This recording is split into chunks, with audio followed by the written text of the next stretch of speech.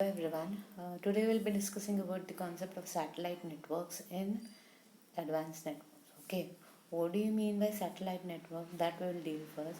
So before that, we will check out with the content which we will be dealing in the whole like 2-3 sessions. Okay, first session I'll be covering with only what is footprint.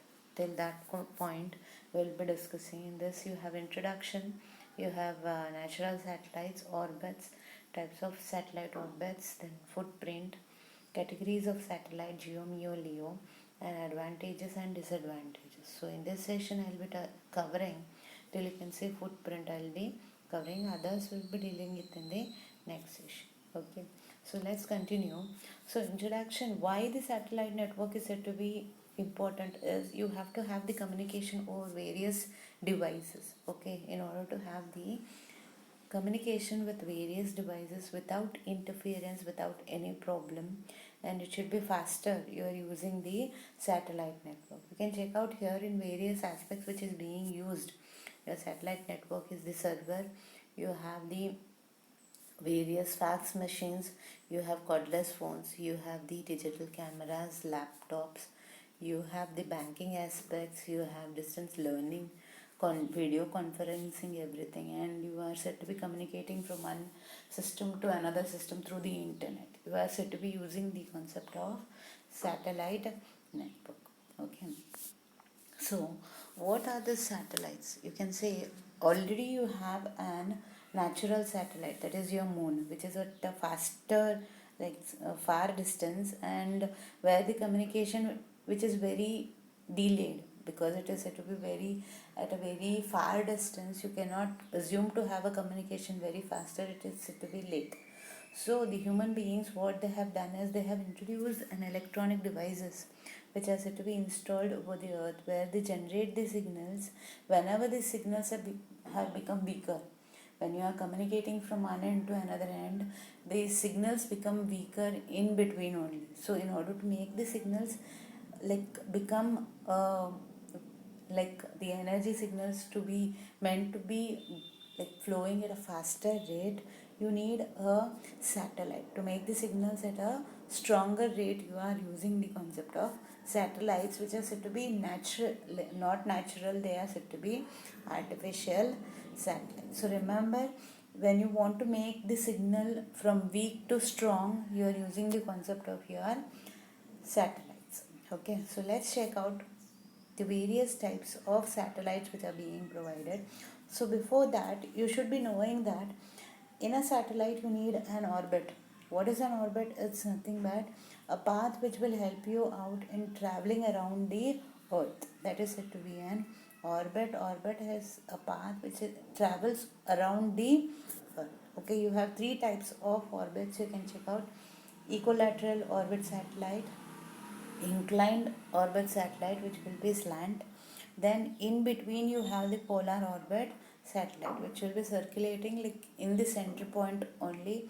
It will be communicating here in the middle area. It will be communicating in the equilateral. So remember, there are three types: equilateral, inclined, and polar satellites. Okay. So next, okay, now you have to calculate the distance between the earth and the satellite. It may be you want to know the distance. The Kepler has introduced one formula that related to timing factor in order to calculate the time at which it travels or something. Then you use the formula c is nothing but your whatever amount in which the information travels, so that is c, and this distance is nothing but the distance which is taken from the down the earth to the satellite. That it distance with the radius it will be considered. So how it is being calculated is, we can check out now the moon's period in which the information like travels, or what is the distance between both of them, how much time does it take to travel from earth to moon. So the moon, here an example it is being considered, it is said to be approximately this much distance, that is 3,84,000, and the earth's radius is about 6,378. So when you apply the formula, so c is said to be a constant value which is being considered. So period, you will have to calculate the constant is 1 by 100 multiplied by this kilometers, that is 3 lakhs 84,000 plus your radius, that is 6,378, which will be equal to how much? 24 lakhs 39,090 seconds it will be considered, which is approximately 1 month, which will be considered. Okay, so same way when you consider the period of the satellite which is being traveled, what is the satellite distance and how much time does it take to travel. So the distance which is being considered for the satellite, so here also you have the period which has a constant 1 by 100. Then the distance of the satellite is 35,786 and kilometers, and here the radius is same, that is 6,378. So you will be having how many? 86,579 seconds, which is equal to 24 hours. So your satellite, artificial satellites, it takes only 24 hours to travel from one end to another end. You can travel your data from one end to another within that 24 hours. Okay, this is your Kepler's law.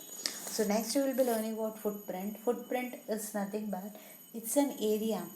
Okay, it is an area, you can say any of the area, geographical area, from which the Earth station can transmit or receive the information from particular satellite. In the area, in that area, it can send and receive the information. That is called as footprint. Okay, so any area you can consider the area in which the information is being sent and received. That is said to be the footprint. Okay, there are three categories of the satellite. One is GEO, MEO, and LEO. There are three categories of satellite: GEO, MEO, and LEO. The Earth which is being divided and considered. Okay, when you consider in this orbital factors, the attitudes, you have already, as I said, there are three: geostationary Earth orbit, medium Earth orbit, low Earth orbit.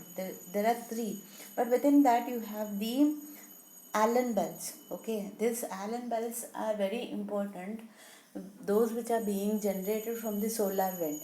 Okay, these bells are being generated through the solar wind.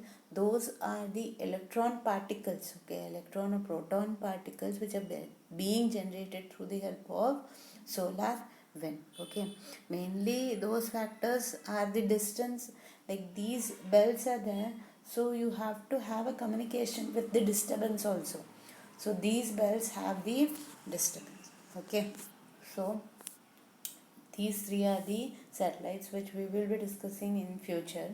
Okay, how the satellite works? Mainly the satellite works with two links. One is the upper link and the lower link. Upper link is that the Earth sends the signal from the Earth to the satellite. That is said to be uplink. Whereas the satellite transponders, what do? Is they get the signal, once again convert the signal, and they send certain signal to the Earth back. That is said to be your downlink. Okay, the radio broadcasting happens between the Earth and the satellite. Communication, which is at a farther distance, two stations are said to be communicating through the help of the satellite. Okay, and there are various frequency bands when you consider when you are communicating with the satellite. Okay, there are five types, known as L, S, C, and Q, and K. So L and L is nothing but your low bandwidth which is being considered. S is nothing but which is said to be a medium one. Okay, these two bands which will help you out in mobile communication, they get good penetration at any weather conditions. You can get a good signal through the help of the L band and the S band. The C band, which is helpful with the communication with the public switch networks. So telephones like cordless, it may be wired communication phones, like earlier phones, telephones which are being used, that is said to be a public switched networks. Those are being communicated through the help of the C band.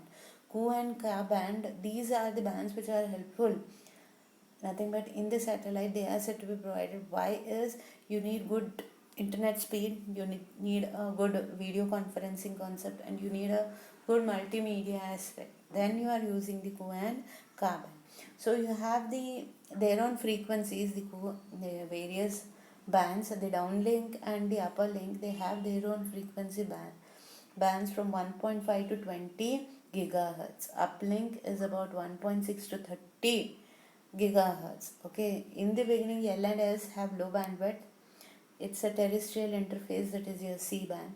Rain equipment costs. These are said to be the problems which are being considered in Ku and Ka band. When some interference is there, there may be a breakage in bit. Okay, so you have a frequency bandwidth about 15 to 3500 bandwidth is being considered when you consider various types of bands. Their bandwidth and their problems are there. You have low bandwidth in L and S, terrestrial interference in the air. You have the interference, some problems maybe they're related to lines. Okay, when they are the co bands, C bands, they have the terrestrial interference in the air. The cables which are being connected, there may be a breakage or some problem may be there.